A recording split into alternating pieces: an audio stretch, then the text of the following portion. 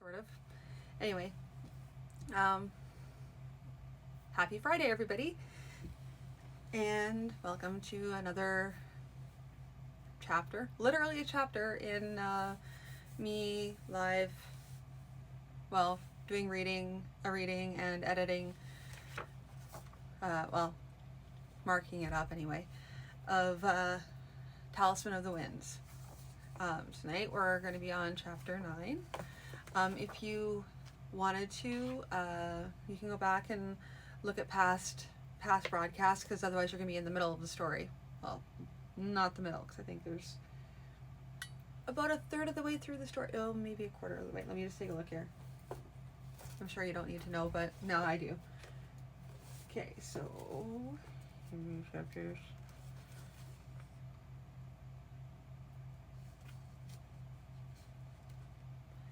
Well, I guess almost halfway through. That seems weird.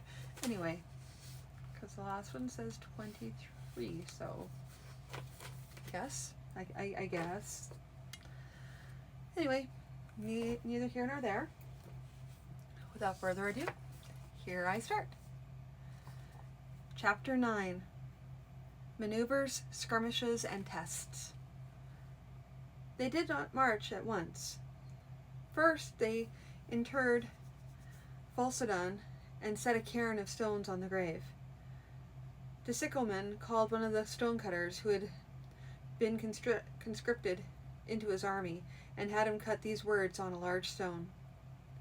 Falsadon Rushdin died in his father's place, on the road to King Narnish's war.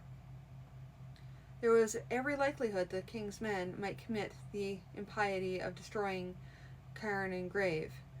Such a deed would serve to declare those who followed him just what sort of man the king was. In the meantime,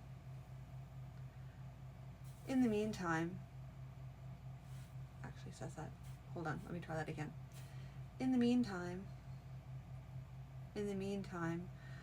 anger's heat having cooled a trifle, the sickleman's mind went to more effective notions than to march up and throw his force against Narnish's rear in a display of vengeful anger. The 5 picked messengers stood before him. Commander Tugashan has given you your instructions? Yes, sir, said the spokesman. We're to make our way through Ascos as unnoticed as possible and find as many of our folk as we can anywhere in the king's army and tell them what has happened. And order them to slip away from the king to join with you. Good. On your way then. And Wardash guard and guide you, lads. Lads. Each of them was the son of some father somewhere. He turned to the aide beside him. Tugashan, have you any thoughts? Tugashan spoke carefully. Lord, you know your folk will follow you without hesitation, yet Narnish outnumbers us badly. It is only in the heroic battles that good overcomes crushing odds to defeat evil. Yes, Narnish's army had been atop that hill over there. I might have cast you all away to a useless death, but I have had time to think. We will use our force to hurt Narnish as best we can, yet not destroy ourselves in the process. Will we offer our service to the Lady of Ascos? Yes, but there are other matters to be considered. If we ride into her camp, we can expect a long period of distrust and suspicion, petty little garrison tasks well away from the main battle. So, I have a better notion. The tent flap hardly moved in the idle breeze. Lucy did not like to be living in such a fancy tent when her soldiers were camping outside, with no more than a blanket to keep them warm at night. On the other hand, as her advisors insisted, she was not an ordinary soldier and needed to act like a ruler, which also included making difficult decisions as the one before her. We are in a difficult situation here, lady. New troops are joining us nearly every day, but every day we hold back from battle gives our troops a little more concern for our confidence in them. Lusomi nodded. Yes, El Coriat. You're telling me things I already know, and I also know that Narnish is coming up fast, destroying as he comes, with those that he left behind, arriving to swell his ranks daily. Everything you tell me, I know, and I know we are balancing on a knife edge. If we fight too soon, we run the risk of failure. If we wait too long, we risk the loss of morale and desertions. I assure you, I have all these things in mind. Il Coriat bowed and withdrew. For a while, Lucy sat staring at the tent door, and then she rang a bell, and when a servant appeared, she said, "Find Thokkel and tell him that I request his presence." The servant knew that Thokkel was not difficult to find. One just asked a soldier to direct one to where the biggest gambling session was going on among the army camps. At the third such one, Thokkel was present. He gave an audible sigh, recognizing the servant's dress. "Her ladyship requires my presence?" "She does." He looked at his winnings, then shrugged. "Sorry, lads, can't stay and take any more of your money. I'll be back." The servant thought it to the man's credit that he made no sly and ribald suggestions, and even more to his credit that he frowned when the gamblers made such a statement loud and crudely. As they walked, he asked, "What does the lady want?" It's not been my habit to demand reasons of the lady," answered the servant frostily. "She will certainly let you know when you arrive." "Of course. Sorry, I had no intention of insulting you." He suspected, though, that the man knew more than he let on. The servant had not asked the lady's reasons, but servants lived by gossip, if only to know and to anticipate their master's requirements. Thokkel, however, was in a class outside. He was not a servant, which meant servants gossip seldom found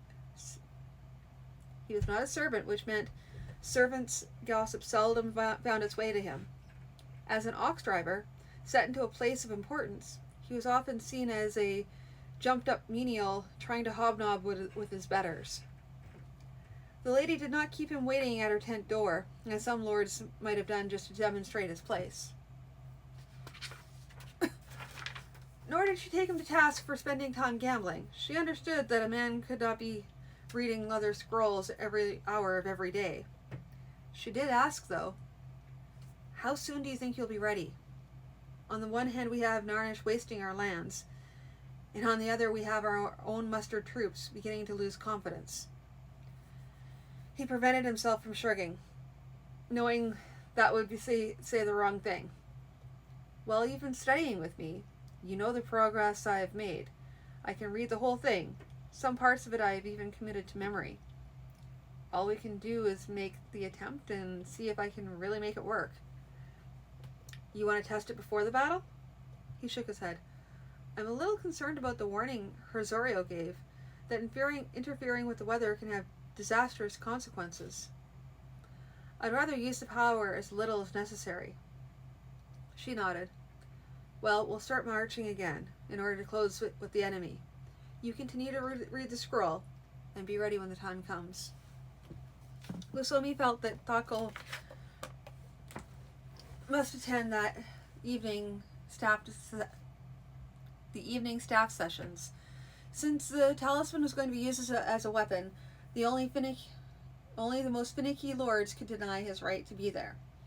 On the third night out, he was asked to do more. Many lords, either the old and prickly ones or the young and uncertain ones, did their best to show that. While Thokkel was allowed in the sessions, he was not allowed in as an equal. Most were careful to stay just short of open insults for the tale of his demonstrated skill with the ox goad, both against the Delthorio in the mountains and against the toughs in the marketplace, had become widely known. Thokkel did his best not to hear or see the insults. For certain, he might demand satisfaction of some young knucklehead, finding even the man some night alone, if, as likely he refused to fight on the grounds that Thakal was not his equal. This would only make the others more upset, putting the continual burden on Lucy to force them to accept his presence. Even Thakal knew this was no way to go to war when you faced a foe already superior in numbers and likely in training. The first order of business, as always, was Lusomi's demand. Our forces today? Shilgrothia joined us today, brought in 150 horse, 500 pikes, and 600 assorted infantry. This makes our total 600 horse, 3,000 pikemen, and 1,500 light troops.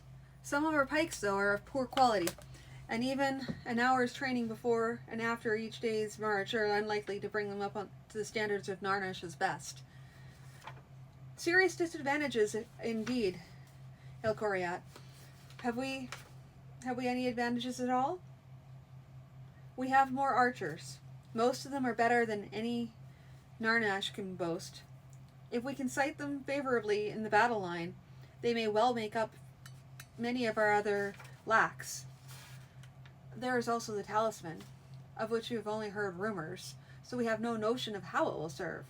Have there been no tests? Lusomi looked at Thoughtful. Would you tell us of the situation with the Talisman? He hadn't wanted to talk in this company. They already resented his presence enough without him speaking as if he were a lord. She'd told him, though, she would call on him tonight. You'll be the one using the Talisman. I could explain it, but that would just be me telling it as I understand it. I think it best you tell the tale. Bad enough that you are who you are, without me seeming to dare to allow you to speak not to dare to allow you to speak for yourself.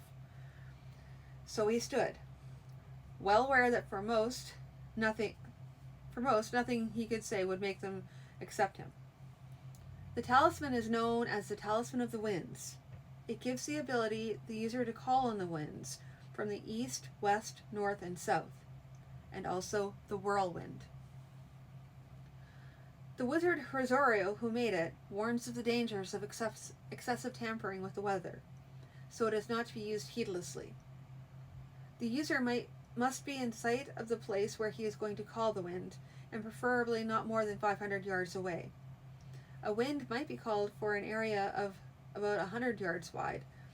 It ought not to be allowed to continue for more than 300 heartbeats, else it may have irremediable consequences. Was a phrase direct from the scroll, and Thakal couldn't help it using it himself. It was so distinctive, so rhythmic. Let me see here. Irredeemable consequences. No, irremediable. I like irredeemable, but I know it's irremediable. Remediable.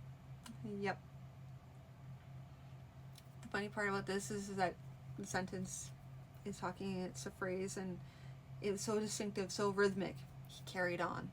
I'm going to carry on too. To prevent severe weather reaction, it ought to be used only once a day, and for every wind used, an opposing wind ought to be called within 7 hours of as near exact duration as possible. Even these precautions will not necessarily prevent after effects, though it will at least ameliorate them.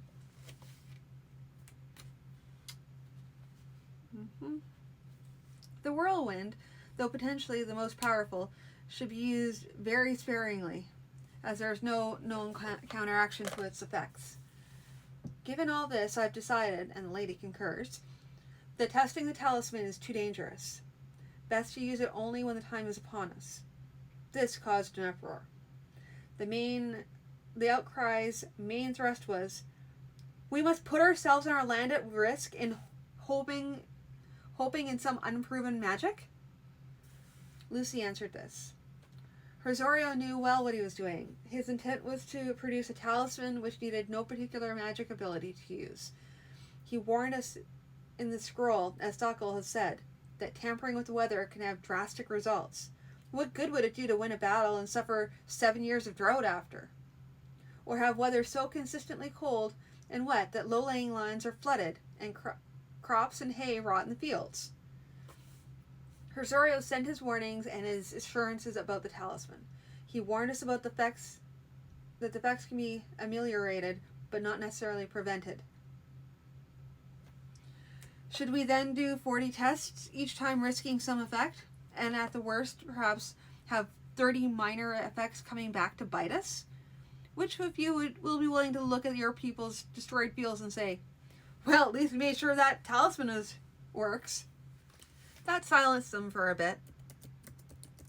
Then someone called out, why must it be this foreign ox driver who wields the talisman? Why not one of us? Lucy's first glance was at Del Torio, whose face was too carefully expressionless. Interesting that you put the question thus.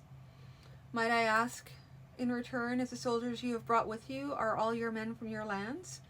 None of them mercenaries from other nations fighting for pay?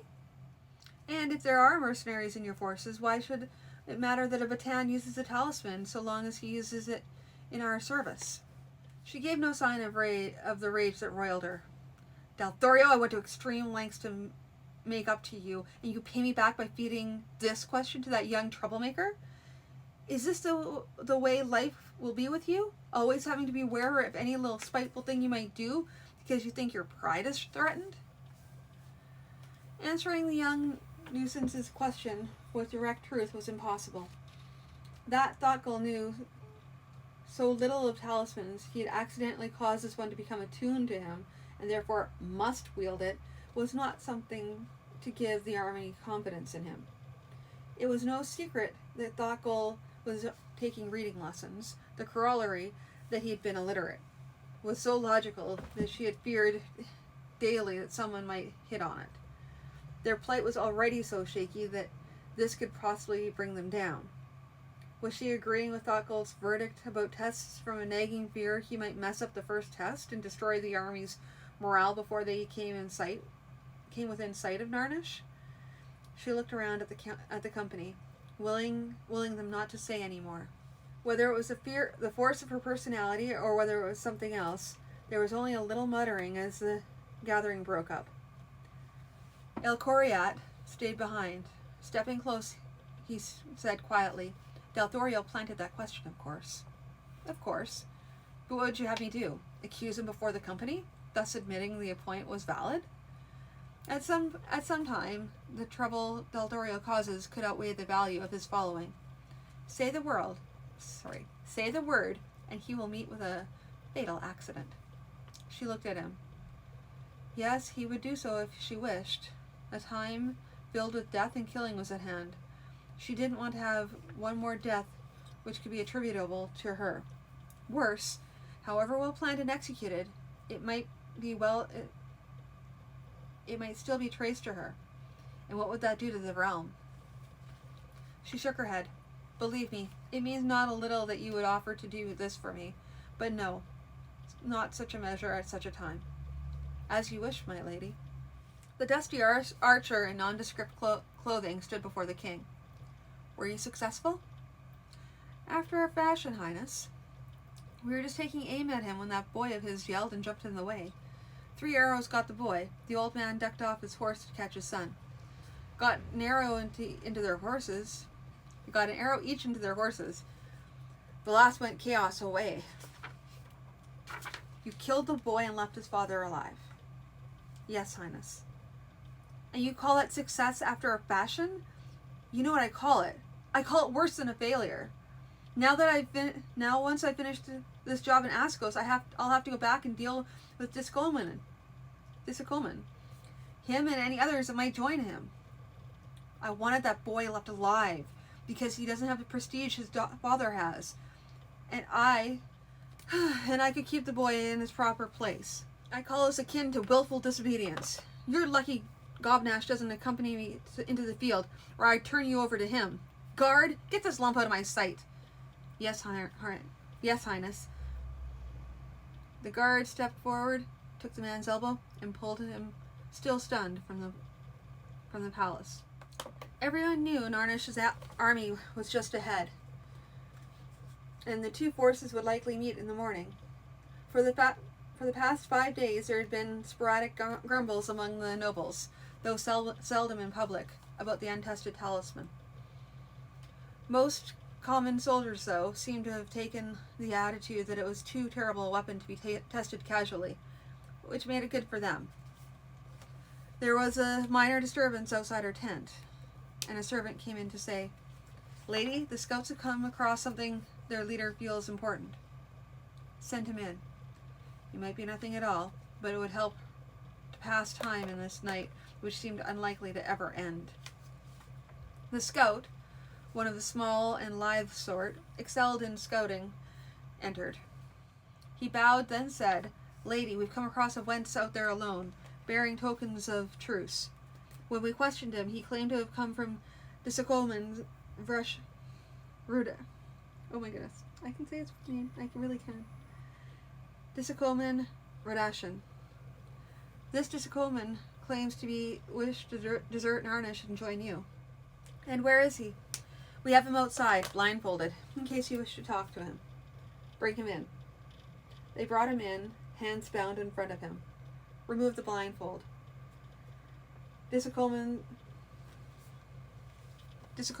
emissary stood blinking in the light. "Tell us your message." "Lady Zulusomi, my lord sends me to tell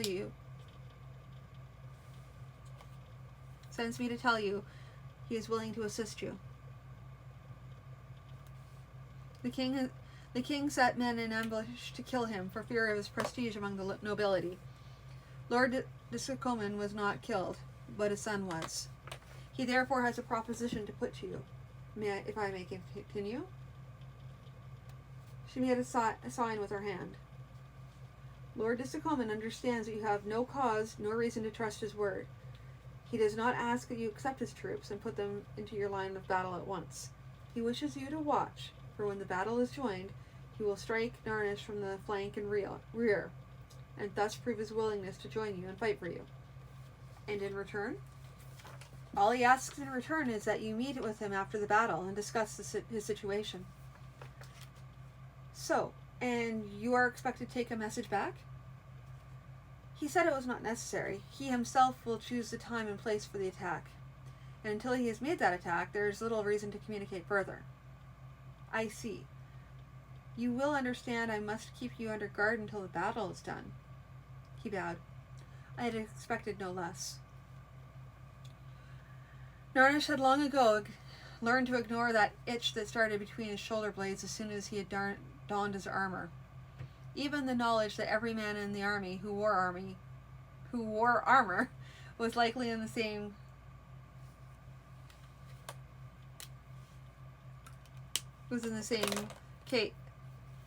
predicament, unable to scratch under the cuirass, made it no easier for the king to bear himself. He had discovered once that some of his guards had the habit of sending in a junior member of their company with a trifling message just after the king had put on his armor. They would then laugh to themselves to chaos away at the outburst. He had put a stop to that. Now, just about the time he had beaten that destroyer-eaten itch into submission, his aide was begging leave to speak to him regarding desertions. He allowed the fool just enough time to bow before he demanded, "Desertions? What is this foolishness about desertions? Of course there'll be desertions. That's for the commanders to deal with. Am I expected to run after these deserters and beg them to come back?" One of the reasons the aide had retained his status was his ability to show proper respect, but not allow the king's anger to frighten him witness. "No, Highness, it is a matter of the root of the desertions. The greater part of the desertions these past few days have been largely made up of men from contingents Lord Discoman had sent." "Discoman? Tell me, are the rumors of the death of his brat going about the army?" The aide shrugged.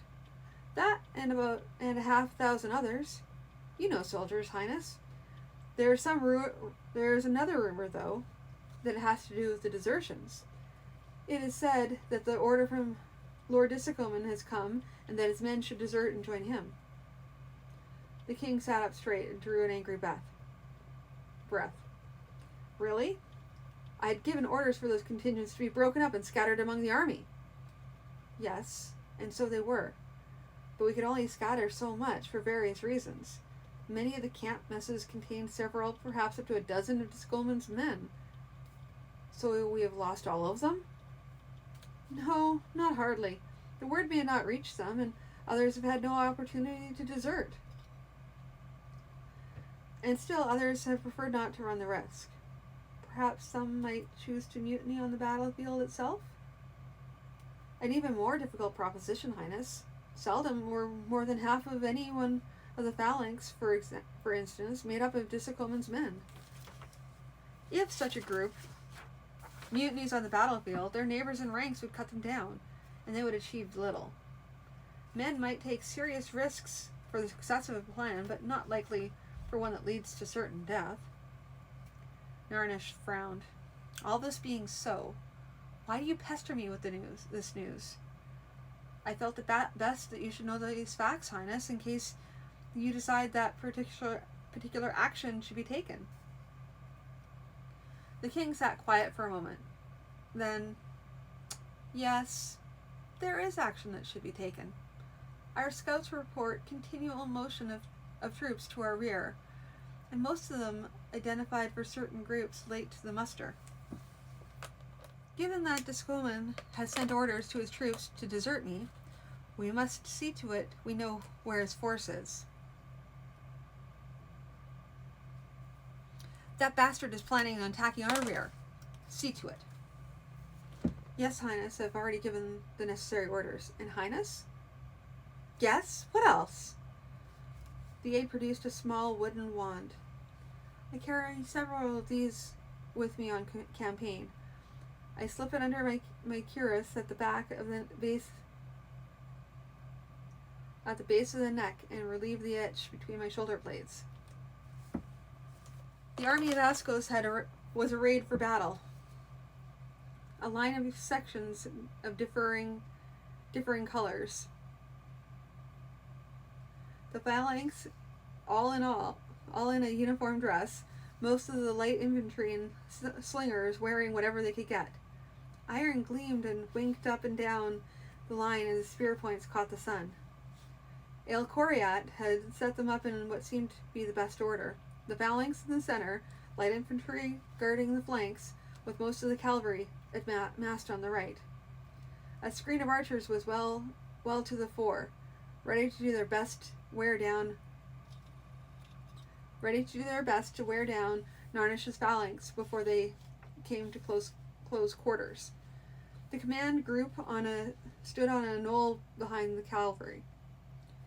Thakal and the Talisman, with a guard of mounted archers, was on another knoll near the center of the battle line, but close to the cavalry and across from the bright-colored array of Narnish's cavalry.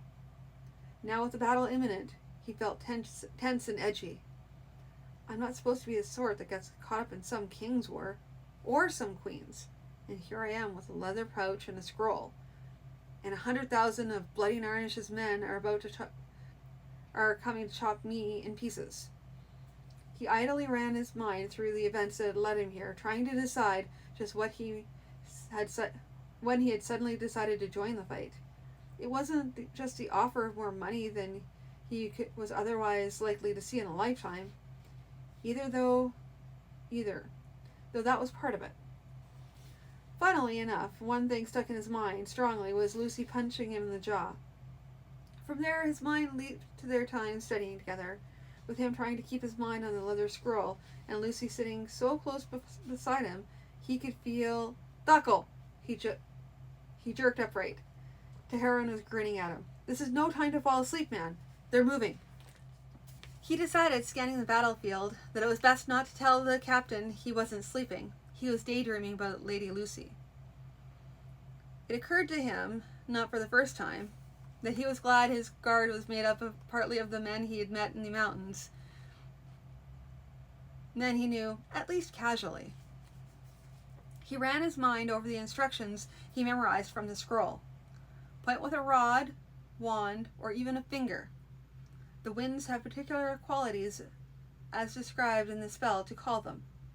The easiest method to call a wind from right to left or left to right across your front, sweeping with the rod while you speak. You merely say, "Oh, such and such a wind, blow, blow, blow." With each repetition of the word blow causes the wind to strengthen. Never repeat more than 3 times. Never had been underlined 3 times.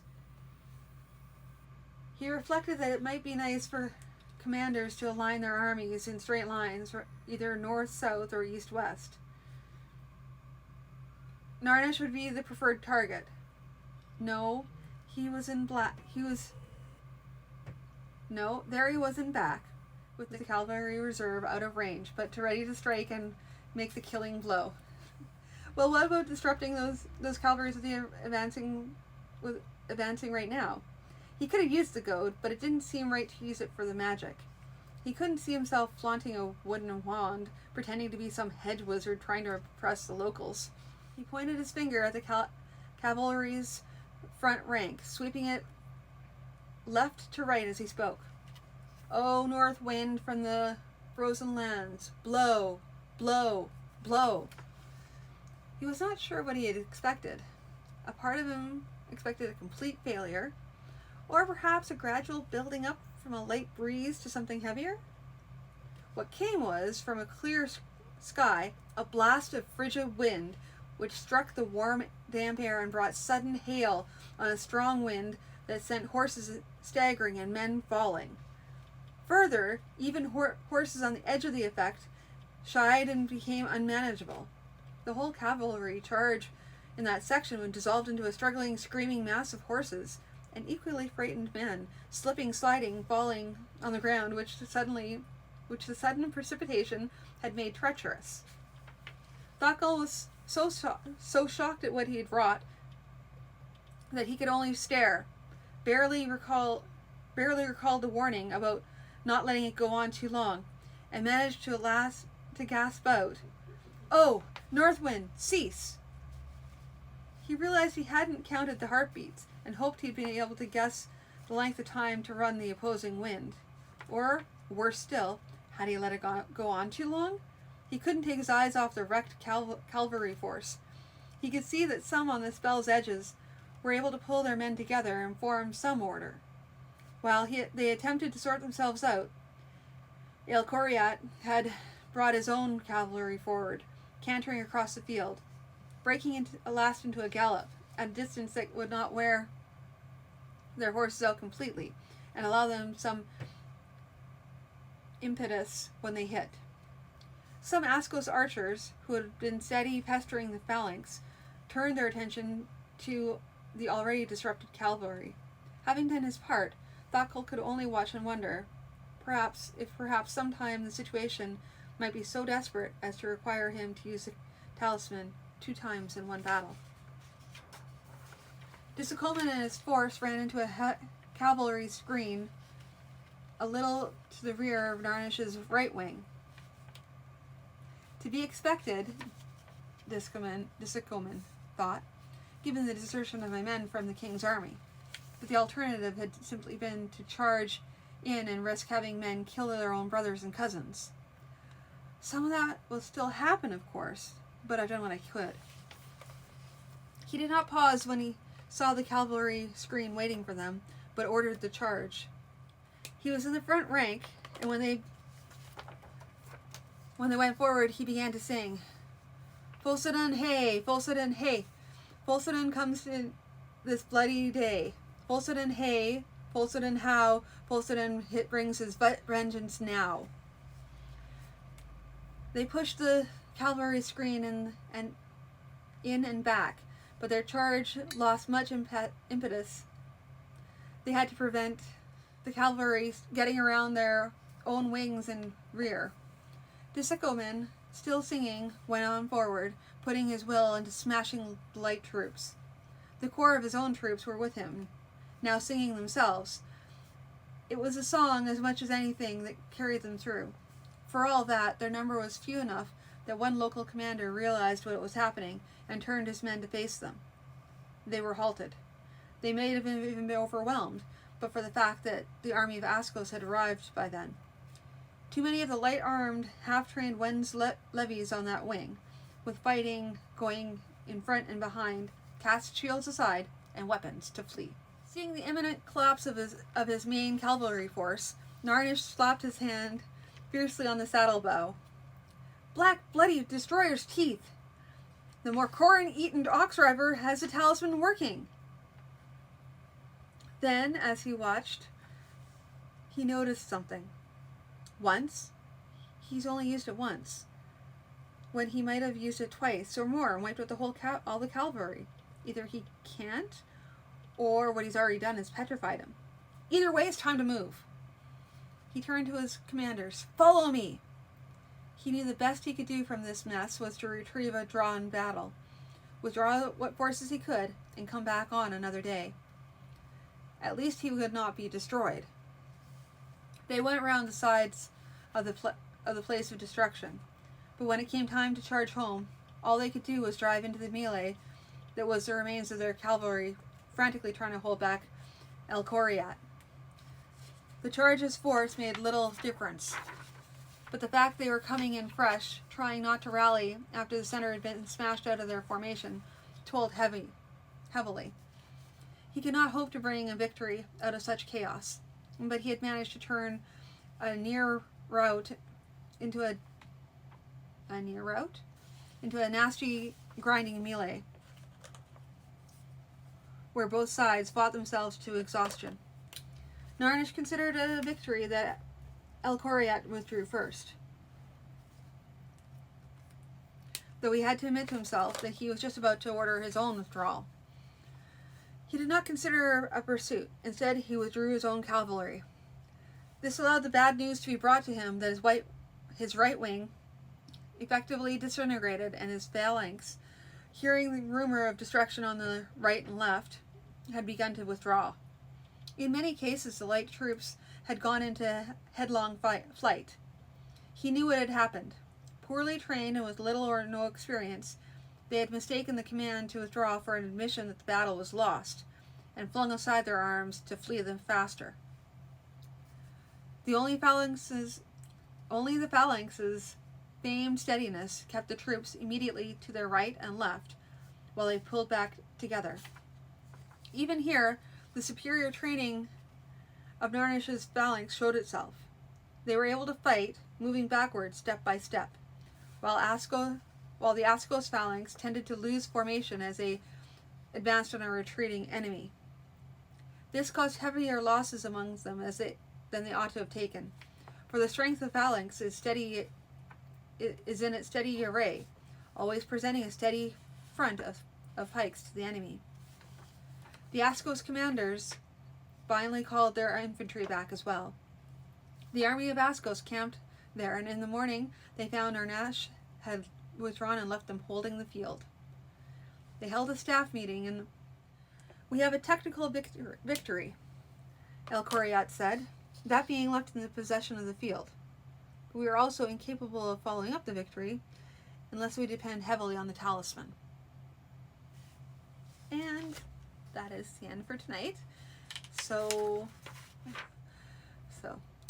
without further ado, thanks to everyone for signing in. Really appreciate everybody who's supporting me. Thanks, guys. It's nice seeing you out there, and and now Kat, so definitely time to go.